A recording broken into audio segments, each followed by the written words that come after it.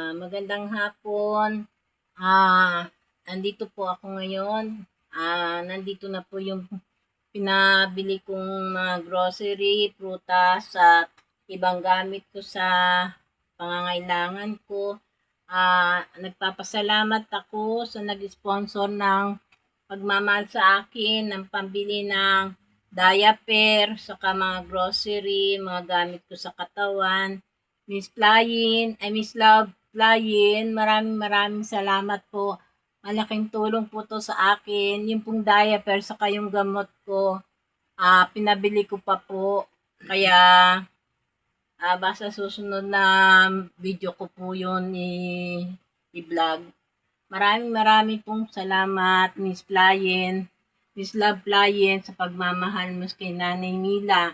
Maraming pong salamat talaga. Malaking tulong to sa akin.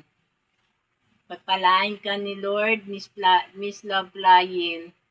At ito po yung mga binili ko na binigay mo sa aking pagmamahal. Salamat po.